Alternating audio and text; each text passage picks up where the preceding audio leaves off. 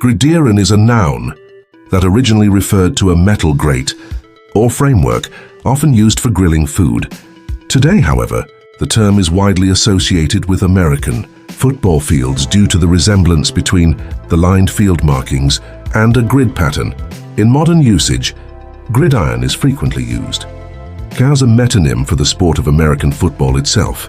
Origins of gridiron. The term gridiron has its origins in Middle English. Derived from gridire, meaning grate or grid, it initially described a metal framework used for cooking food over a fire.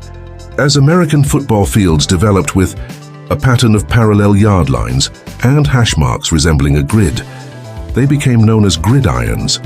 This led to gridiron being commonly used to describe both the field and the game itself. How to use gridiron. While gridiron can still refer to a cooking grate in some contexts, it's most commonly associated with American football fields and the game itself. It is used both in describing the physical field and as a reference to football culture. For instance, sports commentators or writers may refer to gridiron greats, legendary football players, or gridiron battles, intense football games.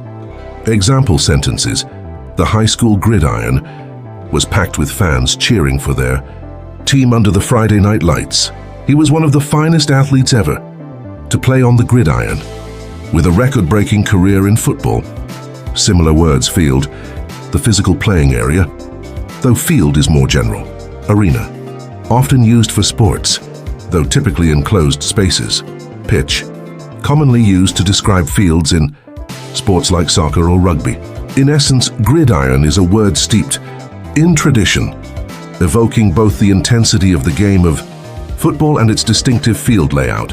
It symbolizes the toughness, strategy, and athleticism associated with American football culture. Subscribe.